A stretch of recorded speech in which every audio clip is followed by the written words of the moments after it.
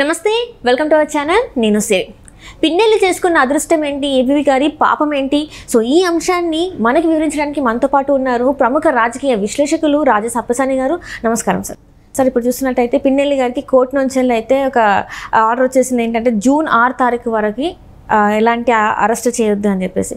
కానీ ఏబీవీ గారికి కూడా క్యాట్ నుంచి ఆల్రెడీ ఆదేశాలు వచ్చాయి, విధుల్లోకి తీసుకోండి అని చెప్పేసి. ఇంకొకటి ఏంటంటే ఈ మంత్ ఎండింగ్లోకి తన రిటైర్మెంట్ కూడా ఉంది.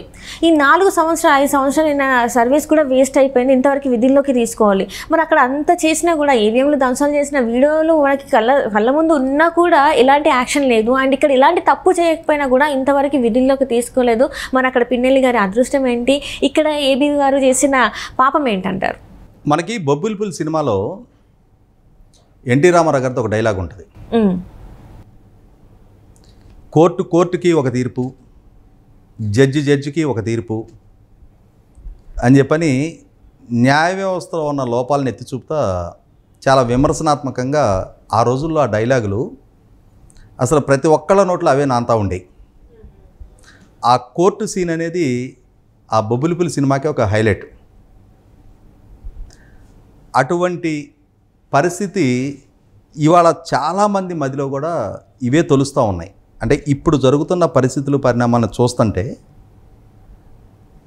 న్యాయ వ్యవస్థలో అందరికీ సమాన స్థాయిలో న్యాయం దక్కుతుందా లేదా, కొంతమంది విషయంలో కొంత అడిషనల్ ప్రివిలేజ్ దక్కటం కారణం ఏంటి, కొంతమందికి దక్కకపోవటానికి కారణం ఏంటి, వాళ్ళు చేసుకున్న అదృష్టం ఏంటి, వేరే వాళ్ళు చేసుకున్న దురదృష్టం ఏంటి, వీళ్ళు చేసిన పాపం ఏంటి, చట్టం ముందు న్యాయం ముందు అందరూ సమానం అవునా కాదా, ఇవి కొన్ని కేసులు కొంతమంది వ్యక్తులకు సంబంధించిన నిర్ణయాలు వెలువడినప్పుడు సహజంగానే సమాజంలో చర్చనీయాంశంగా మారుతున్న ప్రశ్నలు ఇవి.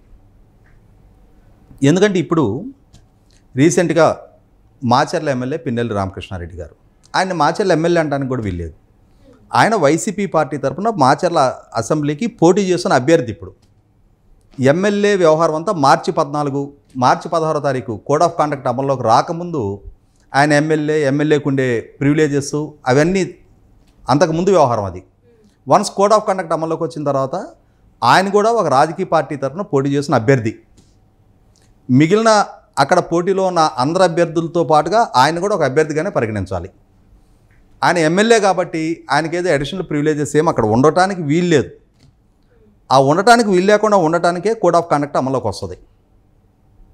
ఇటువంటి పరిస్థితుల్లో ఆయన సృష్టించిన విధ్వంసం, ఆయన ద్వారా జరిగిన దాడులు, దౌర్జన్యాలు, జరిగిన హత్యాయత్నాలు, గాయపడ్డ వ్యక్తులు, గాయపడ్డ పోలీసు అధికారులు, ధ్వంసమైన ఎన్నికల సామాగ్రి,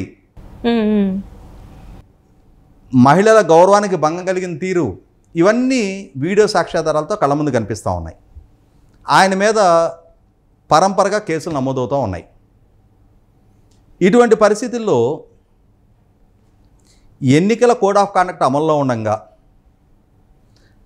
దాడులు, దౌర్జన్యాలకి పాల్పడ్డ ఒక అభ్యర్థి ఆయన పోటీ చేస్తున్నాడు కాబట్టి, రేపు లెక్కింపుకి ఆయన ఫెసిలిటేషన్ చేసుకోవాలి కాబట్టి ఈ దాడులు, దౌర్జన్యాలు, ఈ అకృత్యాలు, ఈ ఎన్నికల కోడ్ ఆఫ్ కాండక్ట్ వైలేషన్స్, వీటినన్నిటిని కూడా ఎక్స్క్యూజ్ చేసేసి ఆయన్ని అరెస్టు చెయ్యని వెసులుబాటు ఆయనకి దక్కివ్వాలా, అవసరం లేదా? ఇది వాళ్ళ చాలా కీలకంగా ఉన్న ప్రశ్న. ఎందుకంటే మన రాష్ట్రంలోనే జరిగిన ఒక సంఘటన ఇక్కడ మెన్షన్ చేసుకుందాం. 2014 అసెంబ్లీ ఎన్నికలు జరుగుతూ ఉన్నాయి. ఆ జరుగుతూ ఉన్న సందర్భంగా అనంతపూర్ జిల్లా రాప్తాడ్ నియోజకవర్గం, ఇప్పుడు ఎమ్మెల్యేగా ఉన్న తోబుదుర్తి ప్రకాష్ రెడ్డి గారు 2014 ఎన్నికల్లో అభ్యర్థిగా పోటీ చేస్తూ ఉన్నారు వైసీపీ పార్టీ నుంచి. ఇప్పుడు పిన్నెల్లి రామకృష్ణారెడ్డి గారు ఏ పార్టీ నుంచి పోటీ చేస్తున్నారో ఆయన ఆ రోజు వైసీపీ పార్టీ అభ్యర్థిగా పోటీ చేస్తున్నారు. అంతకుముందు ఆయన మీద కర్ణాటకలో ఒక కేసు నమోదై ఉంది. ఆ కేసు విచారణకి సహకరించకుండా ఈయన తప్పించుకొని తిరుగుతున్న నేపథ్యంలో 2 రోజుల్లో ఎలక్షన్ ఉందనగా కర్ణాటక పోలీసులు వచ్చి ఈయన అరెస్ట్ చేసి తీసుకెళ్ళిపోయారు.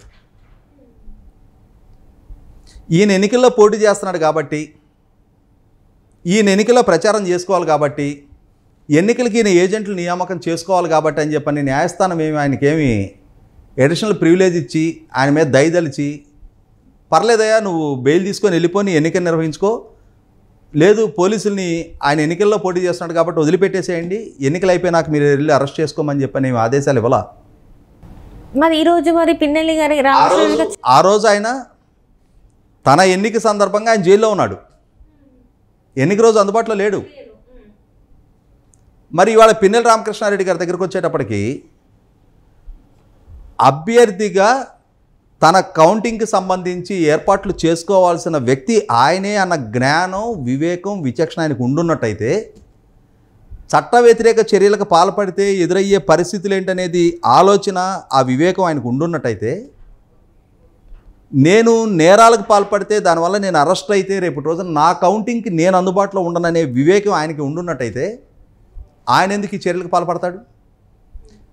మితిమించిన అహంకారం, దౌర్జన్యం, కండకావరంతో చట్టాన్ని చేతిలోకి తీసుకొని ఆయనే ఈవీఎంలను పగలగొట్టి, ఆయనే ప్రత్యర్థి పార్టీల ఏజెంట్ల మీద దాడులు చేసి, ఆయనే మహిళల్ని అసభ్య పదజాలంతో దూషించి, ఆయనే పోలీసు అధికారుల మీద దాడులకు పాల్పడి గాయపరిచి, ఇన్ని నేరాలకు ఆయన పాల్పడ్డప్పుడు ఆయన ఒక నేరస్తుడిగా పరిగణించాలా, పోటీ చేసే అభ్యర్థిగా పరిగణించాలా?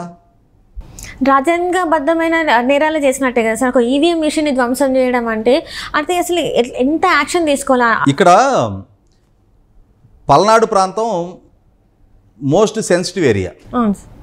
అక్కడ ఎన్నికల సందర్భంగా ప్రవర్తనా నియమాలు అమల్లో ఉంది. ఆ ప్రవర్తనా నియమాలు అమల్లో ఉన్న సందర్భంగా సంఘ వ్యతిరేక గ్యాదరింగ్స్ జరగకూడదు అని చెప్పని ఆర్డర్స్ ఉన్నాయి. కానీ ఈయన అసలు అన్ని వెహికల్స్ తోటి ఈయన కాన్వాయ్ ఎన్నికల రోజు పర్యటన చేయడానికి ఆస్కారం లేకున్నా కూడా ఈయన పదుల సంఖ్యలో వాహనాల్లో వందలాది మంది అనుచరులతోటి గ్రామాల మీదకి దండెత్తెళ్ళి దాడులు, దౌర్జన్యాలకు పాల్పడి ఆయన సోదరుడు సాగించిన అకృత్యాలకి న్యాయస్థానం ఎందుకు అతనికి మాత్రం ఆ వెసులుబాటు కల్పించాలి? ఖచ్చితంగా ఇక్కడ ప్రజల మధ్యలో దొలుస్తున్న ప్రశ్న ఇదే. ఆయన తరపున వాదించిన న్యాయవాది నిరంజన్ రెడ్డి గారు, వైసీపీ పార్టీ రాజ్యసభ సభ్యుడు, ఆయన ఏం చెప్తారు? ఈయన మీద ఈవీఎం ధ్వంసం తాలూకు నమోదు చేసిన సెక్షన్లు ప్రాతిపదికగా చూసుకుంటే 7 సంవత్సరాల లోపే శిక్ష పడుతుంది కాబట్టి, సుప్రీంకోర్టు గతంలో అర్నేష్ కుమార్ కేసులో ఇచ్చిన తీర్పు ప్రాతిపదికగా 7 సంవత్సరాల లోపు శిక్ష పడే కేసు స్టేషన్ బెయిల్ ఇవ్వడానికి ఆస్కారం ఉంటుంది కాబట్టి ఈయన అరెస్ట్ చేయాల్సిన నెక్స్ట్ లేదు, స్టేషన్ బెయిల్ ఇచ్చేసేయచ్చు, కాబట్టి ఈయనకి బెయిల్ ఇచ్చేయండి. ఆయన కంటెస్టింగ్ క్యాండిడేటు, కౌంటింగ్కి ఏజెంట్ల నియామకం చేసుకోవాలి కాబట్టి ఆ వెసులుబాటు కల్పించమని అడిగారు. ఇక్కడ పోలీస్ డిపార్ట్మెంటు ఖచ్చితంగా పిన్నెల్లి రామకృష్ణారెడ్డికి సహకరించారు. ఎందుకంటే మే 13 తారీఖు ఈ ఇన్సిడెంట్ జరిగింది. మే 13 తారీఖు ఈ ఇన్సిడెంట్కి కంటిన్యూషన్గానే ఆయన అక్కడ బూత్లో ఈయన అడ్డుకోపోయిన టీడీపీ ఏజెంట్ నంబూరు శేషగిరిరావు గారి మీద దాడి చేసి హత్యాయతనానికి పాల్పడ్డారు. దాని మీద సెక్షన్ 307తో కేసు నమోదయ్యింది. ఈ ఈవీఎం ధ్వంసం కేసులే కాదు, ఈయన మీద 307 కేసులు కూడా ఉన్నాయని చెప్పని కోర్టు దృష్టికి తీసుకెళ్తే అప్పుడు అర్నేష్ కుమార్ కేసు ప్రస్తావన రాదు కదా. ఎందుకంటే హత్యాయతనానికి 7 సంవత్సరాల కంటే పైన శిక్ష పడుతుంది, 10 సంవత్సరాలు శిక్ష పడుతుంది. అప్పుడు ఈయనకి స్టేషన్ వెళ్ళడానికి ఆస్కారం లేదు, నిరంజన్ రెడ్డి గారు ఆ ప్రస్తావన తేయడానికి ఆస్కారం లేదు.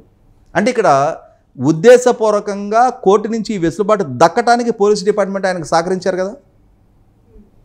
అంటే ఎందుకు? ఆయన చేసుకున్న అదృష్టం అది, అధికార పార్టీ నాయకుడు కావటం. అంటే అధికార పార్టీ నాయకుడు అయినంత మాత్రాన ఎలాంటి దాష్టికలకైనా పాల్పడవచ్చు అంటారా? ప్రజలను ఎంత ఇబ్బంది అయినా పెట్టవచ్చు అంటారా? అట్లా పెట్టిన వాళ్ళకి ఎలాంటి శిక్షలు లేవంటారా? రేపు 4వ తారీఖు వరకు ఈ ఆటలన్నీ సాగుతాయి.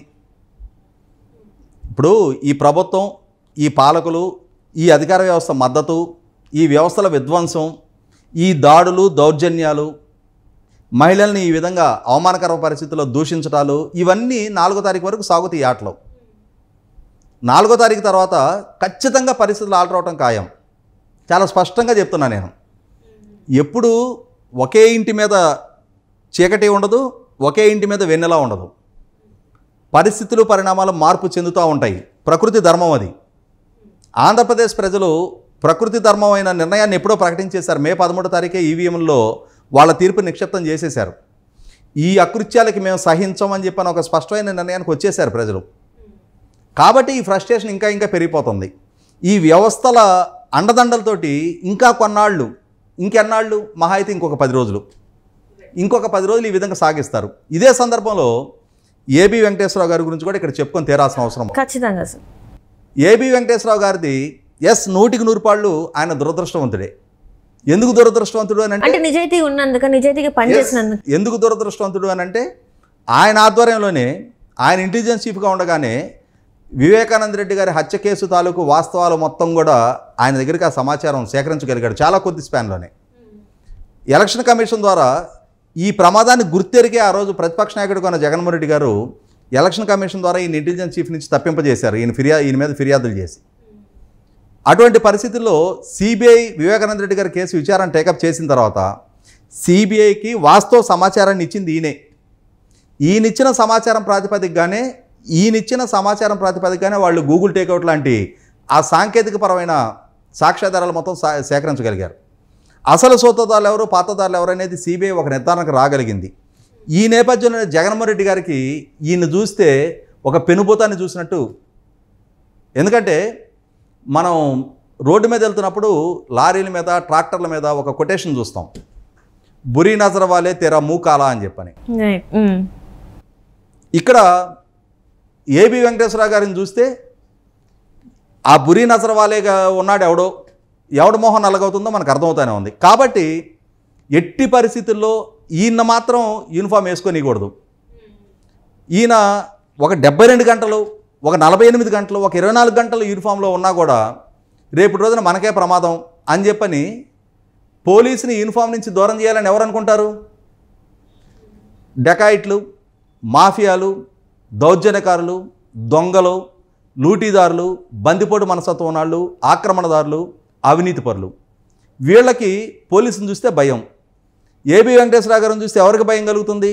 ఈ నైజం ఉన్న, ఈ మనస్తత్వం ఉన్న వ్యక్తులకి, శక్తులకి, పాలకులకి ఆ భయం కలుగుతుంది. కాబట్టి ఆయన్ని యూనిఫామ్కి దూరం చేయాలని చెప్పని చూస్తున్నారు. ఈ చూస్తున్న దానికి న్యాయ వ్యవస్థ వైపు నుంచి కూడా justice delayed is justice denied అంటారు. రేపు 31వ తారీఖుతో ఆయన రిటైర్ అవుతున్నారు.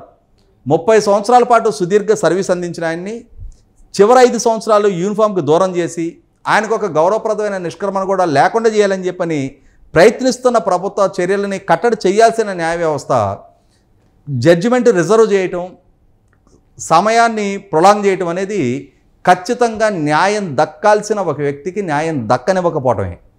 చివరి 4 రోజులైనా సరే 8వ తారీఖు రోజు సెంట్రల్ అడ్మినిస్ట్రేటివ్ ట్రిబ్యునల్ నుంచి ఆయనకు అనుకూలమైన తీర్పు రావడం జరిగింది. ఇవాళ 25వ తారీఖులో ఉన్నాం. ఈరోజు సాటర్డే కోర్టు లేదు, రేపు సండే కోర్టు లేదు. కనీసం 27వ తారీఖు మండే రోజైనా సరే ఆయనకు ఒక అనుకూలమైన తీర్పు ఇచ్చి ఆ తీర్పు ప్రాతిపదికగా ఒక్క 3 రోజులైనా సరే ఆయన ఆ యూనిఫామ్ తోటి గౌరవప్రదంగా ఆయన ఉద్యోగ విరమణ చేయడానికి ఆస్కారం కలిగితే ఒక నీతి నిజాయితీగా వ్యవస్థకి కట్టుబడి గౌరవించిన వ్యక్తికి ఒక గౌరవప్రదమైన నిష్క్రమణకి మార్గం సుగమం చేసినట్టు అవుద్ది. కాదు అని అంటే అకృత్యాలు, అరాచకాలకి పాల్పడుతున్న వాళ్ళకి వెసులుబాటు దక్కడం, నీతి నిజాయితీకి కట్టుబడ్డ వాళ్ళకి ఇటువంటి పరిస్థితి ఎదురుగాటం అనేది